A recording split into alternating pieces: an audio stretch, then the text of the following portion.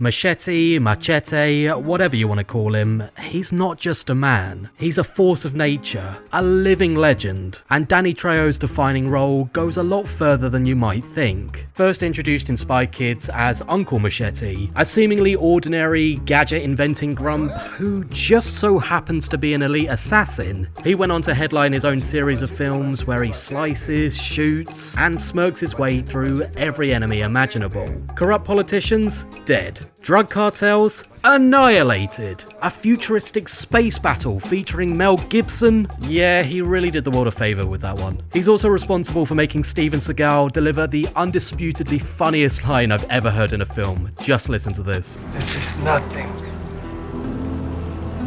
This ain't shit.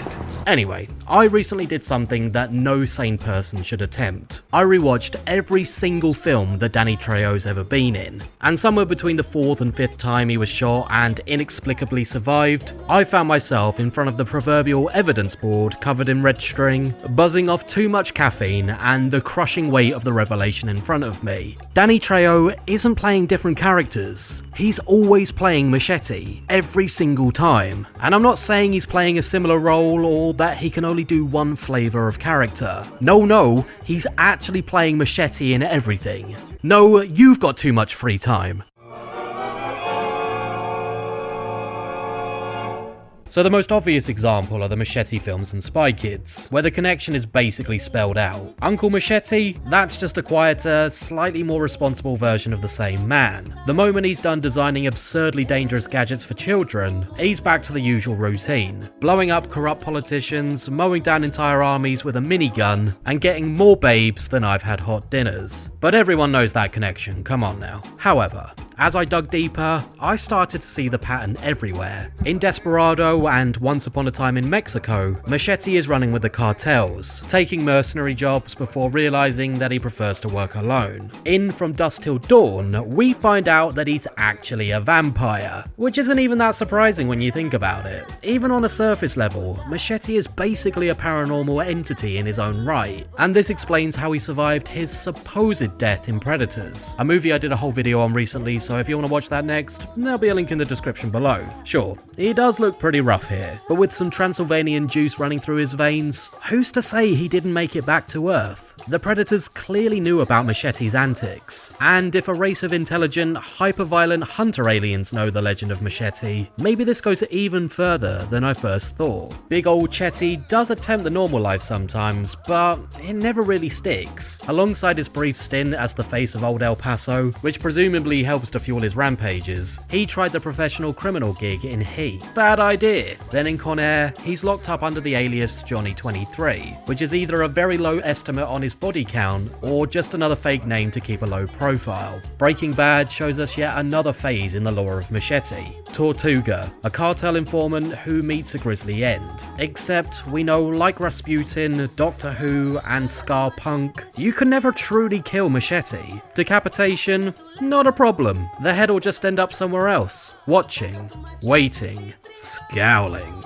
Even when the genre takes a turn for the bizarre, Machete persists. Bubble Boy has him as a biker gang leader who gives out sound life advice. The Devil's Rejects puts him on the other side of the law as a bounty hunter, which, let's be honest, is probably just a side gig for him. And Anaconda supposedly kills him off early, but that's just because Machete doesn't have time for giant snakes. There's always another mission, another corrupt government, another explosion to walk away from, and the legend of Machete is still being written by his more recent appearances. I mean, The Flash basically confirms what I expected all along. Machete can travel between dimensions. Free from Hell shows him still running with outlaws. Dead Again in Tombstone suggests he may have been resurrected multiple times. And Zombie Hunter is, well, exactly what it sounds like. I even went back and revisited Reindeer Games, where DT plays a criminal with an unshakable air of experience, as if he's seen and done this all before, because he has. In Rob Zombie's 2007 remake of Halloween, he's a prison guard with a bizarre level of tolerance for Michael Myers, possibly because he's seen worse, and also has sympathy for a fellow immortal Omega-level organism. Even in Anchorman 2, where he's inexplicably running a bar, he's probably just hiding in plain sight from whatever interdimensional war he's just finished fighting. But here's the real kicker: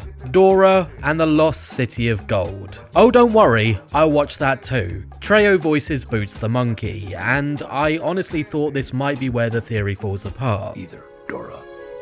You're a teenager.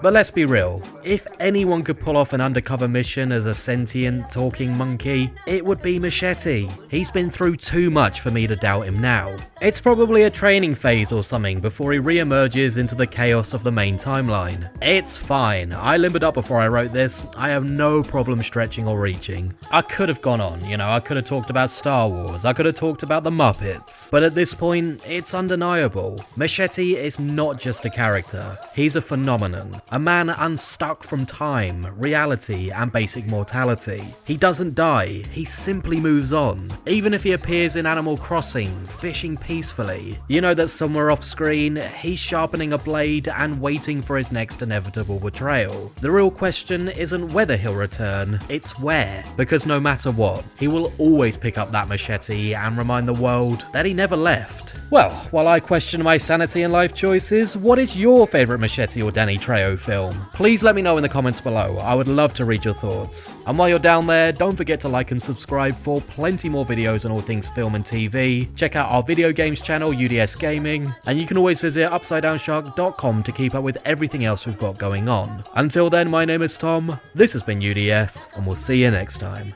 Bye!